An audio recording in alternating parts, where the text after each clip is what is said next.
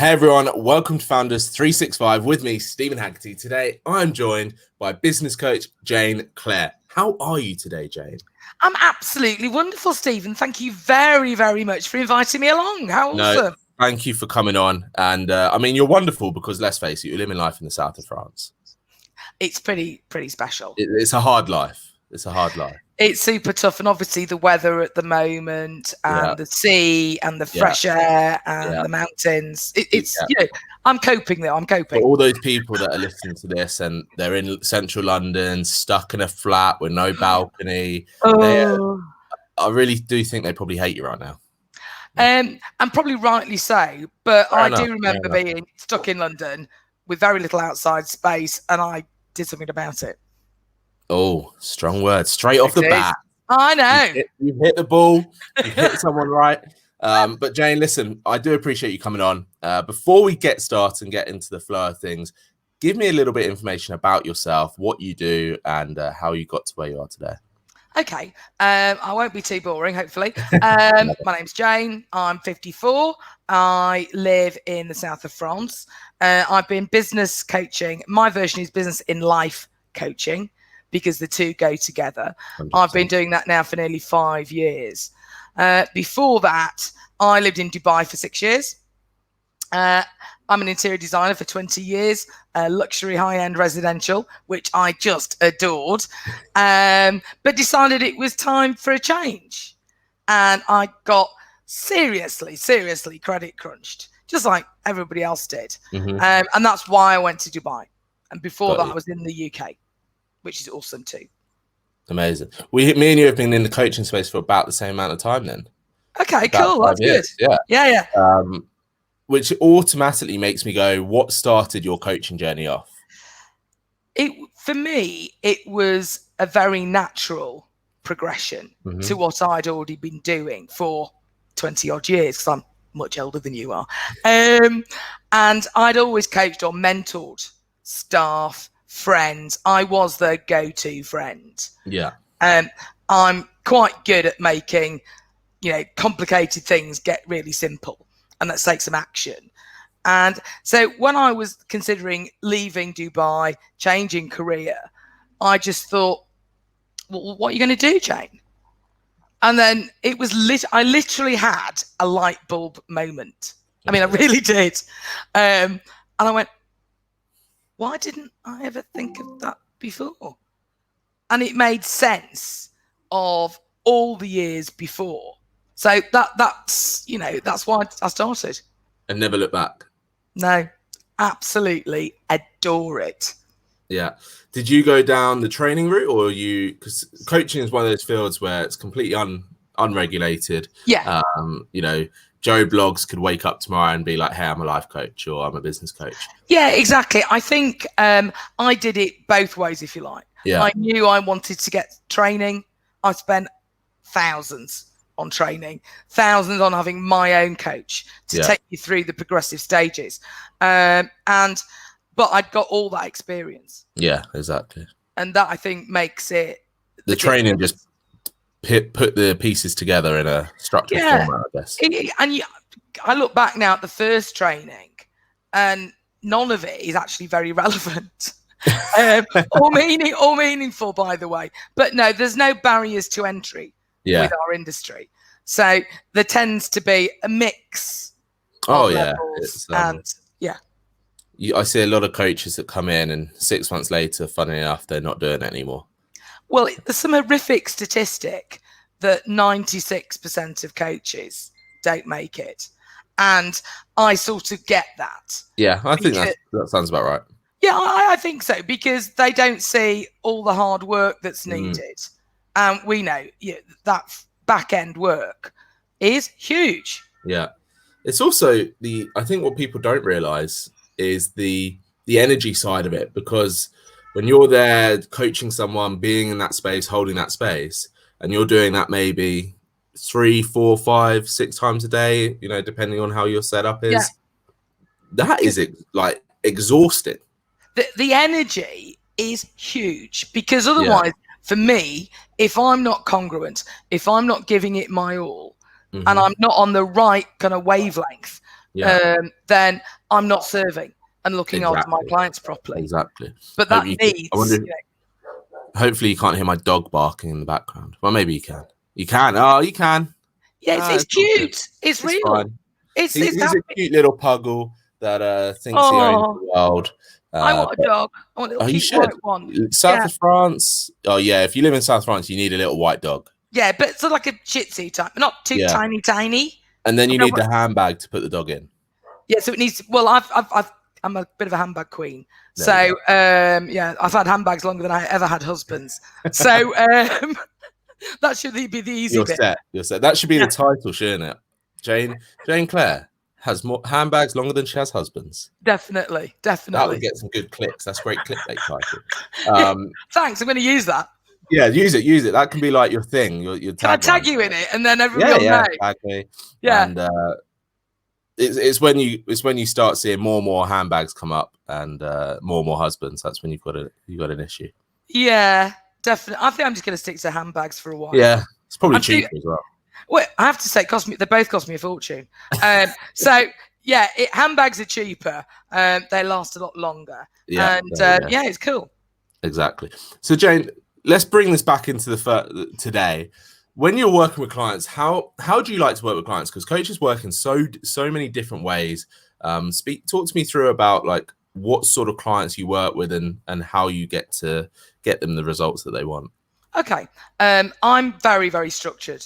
Sorry, I might come across as a bit giggly and jolly, but I'm a good business head. So I'm very structured, and I work mainly with consultants, service providers, creatives, who want to build their business online, which a lot of people who were a bit like about it now go, oh, I'm suddenly interested for obvious reasons, because how service providers offer themselves out there on whatever social media platform they choose is very different than if you're selling a widget or whatever.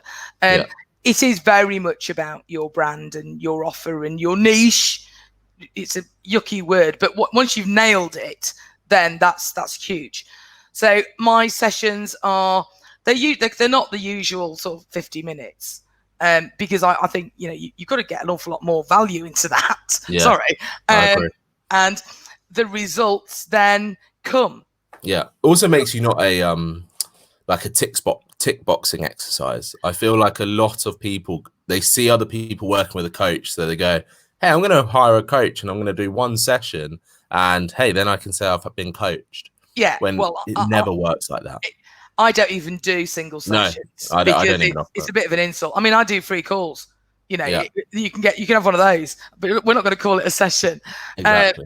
And I think I'm very choosy about who I work with, because I can be, and it means that I want somebody who will take action and prepared to do all the research and do the work and stay focused and stay truly accountable, because like you said earlier, the work we put into our sessions and our clients is huge, and it should be. But I'm sure there's a lot of people out there coaching wise who literally go tick, tick, tick, tick, and just read off a form. Oh yeah. Ask the questions, isn't it? Yeah. Like, yeah.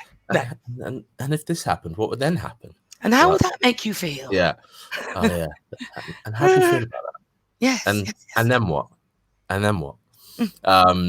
So you obviously enjoy coaching. You're obviously someone that's super passionate about it, which I love to see. Yeah. For you yourself, you mentioned that obviously you've worked with coaches before, and do you have a coach at the moment? I do. How important for you is it to maintain that personal development, that self-learning, that self-discovery? I think, like all coaches, they come in different shapes, sizes and packages for all different needs. And as we evolve as people and professionals, those needs change. My current coach is, I'll say, probably more of a social media whiz kid, because I needed help with that. Because let's face it, the algorithms are changing every minute. And you need to be abreast of all of that. You've got to be online. But I'm now also looking and be taking on a new coach, and that's a whole different level of coaching intelligence, which I'm really excited about. And I think we've to look after yourself and the others that we work with, we've got to stay ahead, fresh. And I don't know about you, Stephen, but remember somebody not so long ago mentioning the word comfort zone. And I was like, what's a comfort zone? Always pushing it. No, seriously, out the scope. I like living out the box, but and I don't have a comfort zone because I too want to feel challenged and invigorated and motivated, and I can't wait to be able to then start adding bolt on, to what I already offer. Amazing. And so on the flip side of that, why do you think so many people struggle with the comfort zone, struggle with staying in it, being in it? And for me, I think it's a huge awareness side of, if they're in it, what their comfort zone is.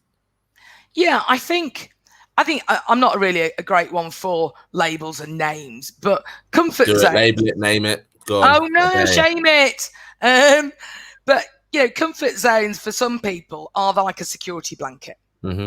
And we're all a big kid at heart, so we still want that security blanket, and they haven't probably got the tools, the support to step out of it, because friends and family are just that. Yeah, they're friends and family, and they've got their own agenda, and they want you to be safe. So you're encouraged to stay in it. I can remember years ago, my mum, bless her, saying she'd love it if I worked in a bank. You don't seem a bank worker type. I'm not, trust me. And my father wanted me to be a prison officer. Anyway, that one. Cool, on a Saturday with an outfit. But I think it's because they wanted me to be safe. Yeah, and security. Yeah, indexing pension. All that kind of thing. You have a job for life. Yes, all that jazz. But we know nowadays that literally in a second the world can change. Yeah, and I think it will keep changing. I don't think this is the end, if you like. Definitely. So people do now have to pivot. And if it means that, yes, they think they want to be out of their comfort zone, but do it strategically with a plan. I'm not really a plan girl, for me personally. And I've taken big steps, country leaps on my own, with a sort of plan. But I don't coach that. And that's why the likes of, yourself, Stephen, and I, we offer that security. Because I'm sure, honesty, integrity, and coaching, again, variable. But I don't take anybody on who I can't help. Exactly, yeah. So you're not, again, it comes back to that, not just in the coaching field, but I think this has shown a lot during the COVID situations, but when business owners are in that desperation stage. Yeah. Straight at the beginning of this, when, the government's all said, right, everything's closing, nothing's happening. So many people, their world has been turned upside down in their business, and they've just gone into pure desperation mode. And when they're vulnerable, then I'm sorry, there are the mix is lethal. It's super scary. Yeah. And I know two people who've recently invested large. I mean, horrifically large into, should we say, certain programs. And no, wrong. Yeah. Very, very wrong. For that, then, wrong in what sense? Is it wrong that it's just the wrong program, the wrong time, or the fact that they're not spending the time to actually discover what they need? Because the thing with the programs is, and not just programs in general, but marketing in general, right? Marketing is sexy. Yeah. You're seeing what you want to be seen. You click what they know you're going to click. So people are often moved down that rabbit hole of, oh, this is the thing for me, when it's really not. Well, they probably got started in some kind of click funnel, and then it sort of, took them down a process. But at the end of the day, some of the things that we see advertised or told about actually don't deliver. Yeah. And that's where my issue comes in. Definitely. If you're spending $30,000, then you better be able to tick more than a couple of boxes, and that's for 30 grand. I think I want to have a retreat in Bali And I'll be with you in the next retreat. Exactly. Yeah. But it's that. So when we're on that kind of level program, you think, this is seriously, to me, that isn't an ethical approach. But it comes back to what you really briefly mentioned right at the beginning in terms of making the complicated simple. Yes. And I think on the flip side of that, people make the complicated overcomplicated because they feel like, and it's probably some internal belief that they feel like they have to justify what they're selling or justify their service. And I think some people will take 2,000 words, whether it be written or verbal, to summarize a point when probably one sentence is adequate. And throughout all of my career, even when I can remember meeting interior design clients for the first time, and I go, look, I can sit here and talk to you for 3 hours and make it sound really fluffy, but why don't we just go, and they go, oh, okay.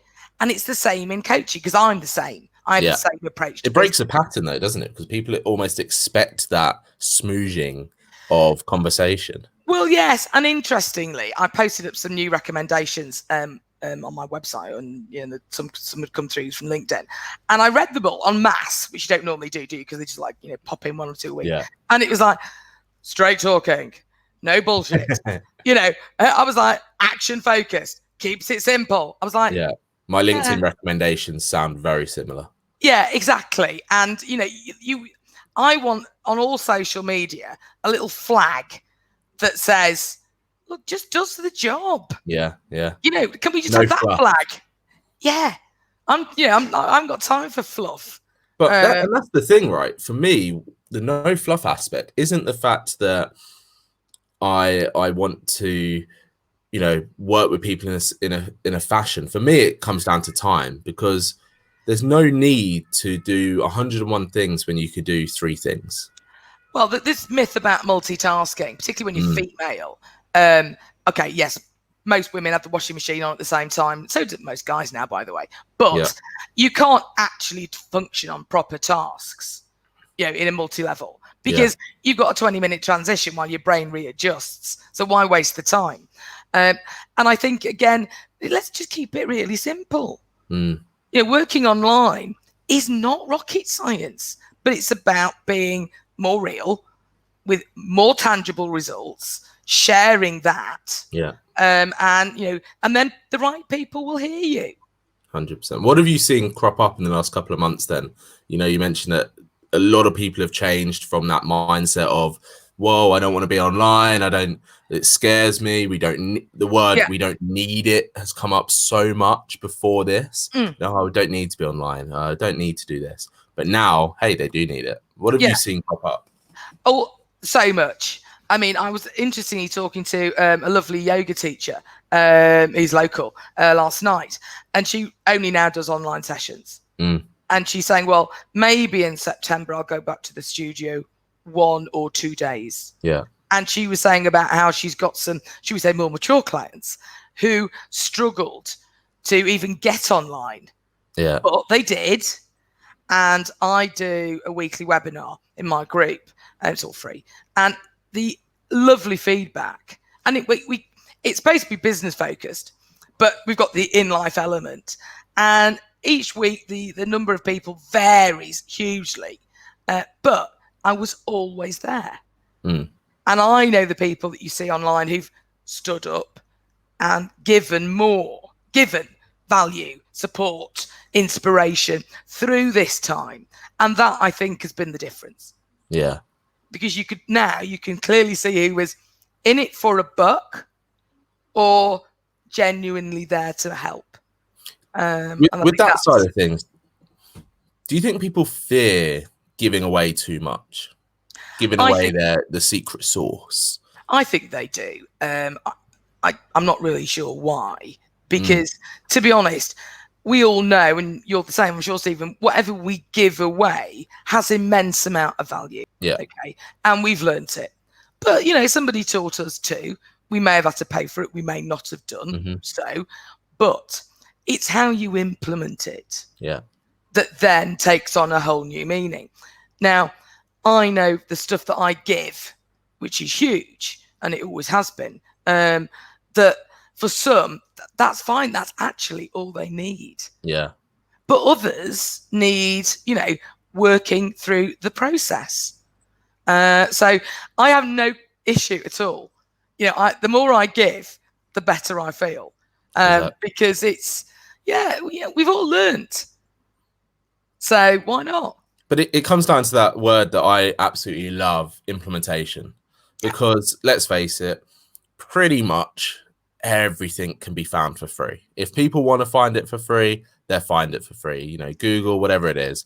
But the difference is those that may find it for free versus those that may either from joining a free group is still sort of making that commitment to making a financial commitment or buying a program or buying a session or buying coaching. Interestingly, because I'm just going to launch a program and we relaunch again in September, but it's only 6% of all courses. This is all courses, online, whatever, are ever finished. Yeah, now that's huge. Or very low, but huge. So 94%. Wasn't that the amount of coaches that don't make it? Or was that 96? Funny that. Yeah. So there's a lesson there, isn't there? But people need to be guided. Now that can either be done in a group format or on a one-on-one format. Yeah. And for the best will in the world. But when we started in our initial education process, we have deadlines. So you've got exams to do. Yeah. You've got an essay to get in by a certain date. And then we did it. And I think that applies still very much to this day. That's what it's all about. And that's the difference, isn't it? Because people may have support systems in place. They may have, great friends that they can talk to about business and life. But when you work with a coach or you're in a group, a supportive group like that, you're being held externally accountable with someone that doesn't really have much involvement in your life on a day-to-day basis in terms of, hey, did you get the milk last night? Versus the ones where when you turn up to a session, it's like, hey, did you speak to that client this week? What was the outcome of this? What was the outcome of that? And it forces people to just think in a different way. It challenges people to spread and open up their vision. Whereas we said before, friends and family certainly can't do that. To be honest, most business colleagues can't do it either. Yeah. Either because they're jealous or people get deaf ears though, don't they? Because when people are too close, they just gloss over whatever they say. Well, if you've had a row that morning about what you're going to eat for breakfast, then it's very difficult then to take on board that somebody's got a very rational business concept that they'd like to discuss. And it's not, I think, after all my years, the thing about coaching is it's your time. It's just you. There's no agenda. So I know that, and you know that when we're coached, that coach is there for us. Yeah.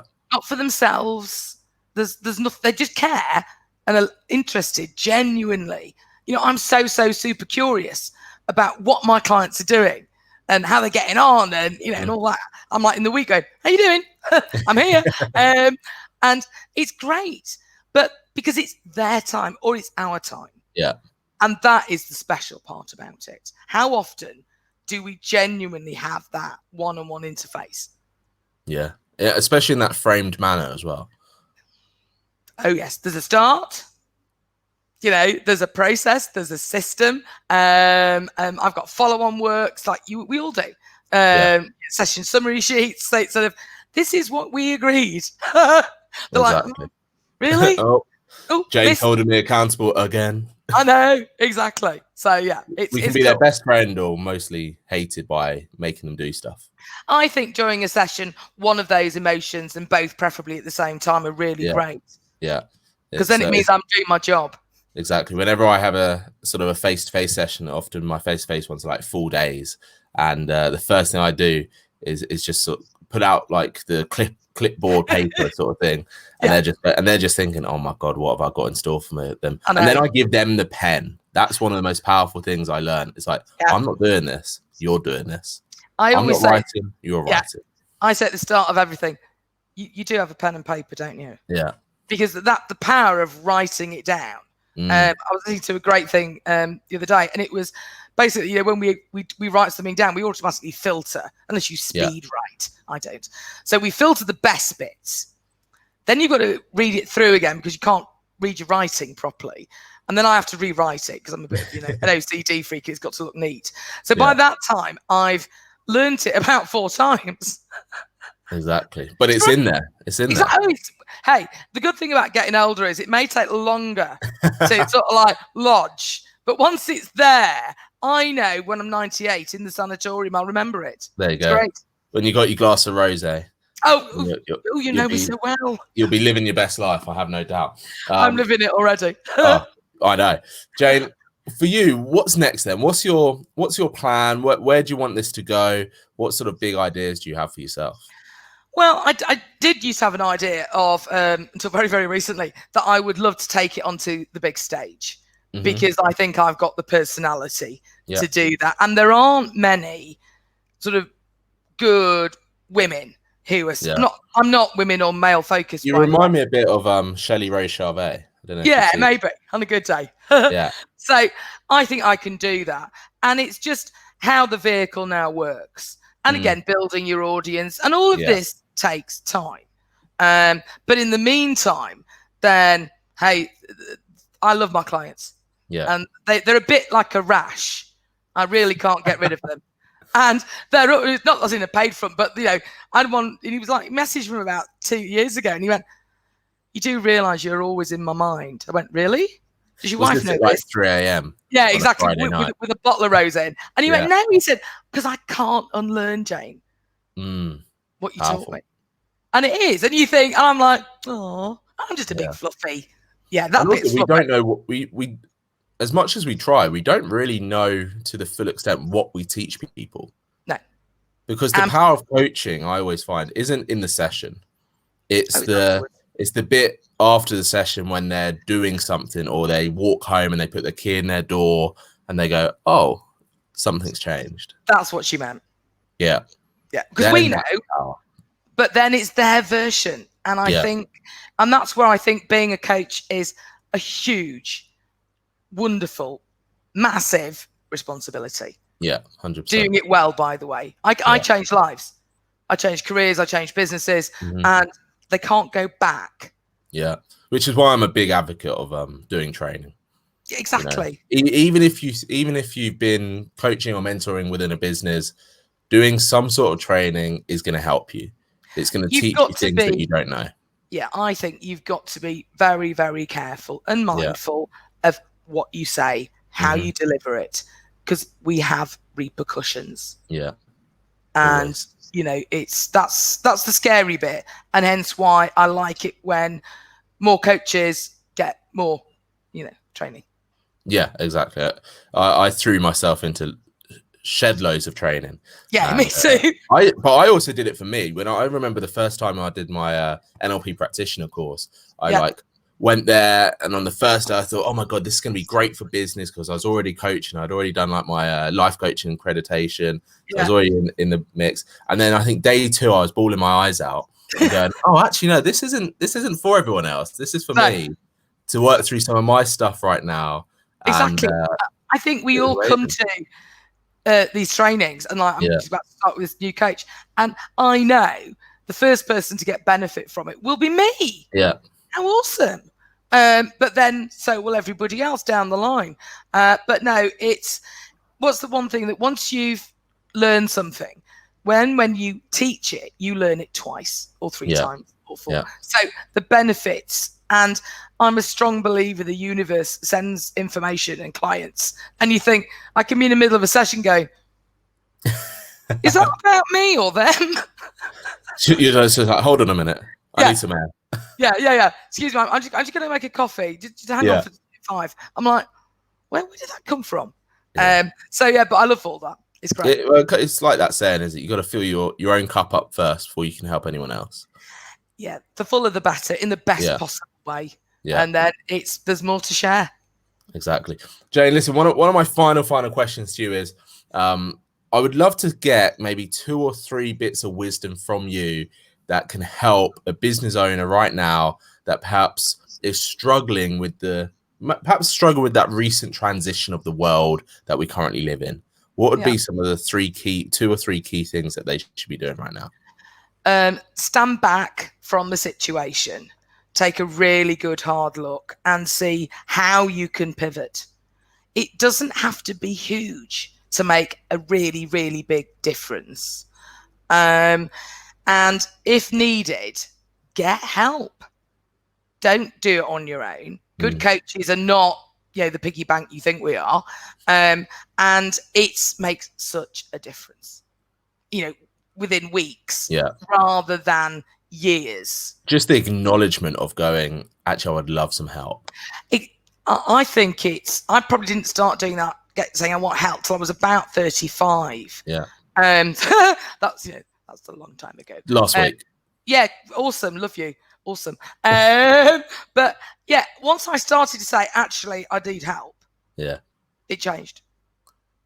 And now I'm guessing it's just in your I don't even life, think right? about it. I don't even think about it because I just think, well, I don't have the skills for that, so I need to learn them. And it's a great way you can learn faster, better when somebody's been there. But they've got to have been there really, not just on paper. Yeah. And that's the difference. So business now, it's a new, normal. They've got to change when needed. Some businesses are great. They don't need to. Some are doing so well. Others are going to struggle unless they, have a little hop out their comfort zone and, find a new way. And unfortunately, the ones that are struggling and the ones that don't hop out their comfort zone, don't take that step back and look at things when it all does kind of go wrong, which, let's face it, it will at some point. They will probably come up with every side of excuse reason why it went wrong. They'll blame everybody. Rather than going, actually, I could have done this differently. I mean, I was listening to Simon Sinek the other day, and bless him, he was saying, we've been through similar things. And my first reaction was, no, we haven't. And then he went, well, think about when the internet started. Think about when Uber arrived on the pavement. Think about when Starbucks came into the high street and the local coffee shop shut. Yeah. Everybody blamed Starbucks. And actually, what about where our own responsibility lies now is with us and what we can do to change. 100%. That is I think the perfect way to finish up this podcast. Thank you very much. Jane, I do have one more question. How do people get in touch with you? How can people find out more about you? Well, I'm on most media, but Jane Clare Coaching or just Jane Clare. If you search for it on, that's my website, Jane Clare Coaching. I'm on LinkedIn. I'm on Facebook. I'm doing a little bit on Instagram, but not much. But that's where you'll find me. And info@janeclarecoaching.com with a big smile. Easy peasy, lemon squeezy. Love it. Exactly. Jane, thank you so much for coming on Founders 365. I've really enjoyed this conversation. I've loved it. It's been awesome. Thank you, Stephen. Amazing. Thank you. And thanks everyone for listening and watching. This has been Founders 365.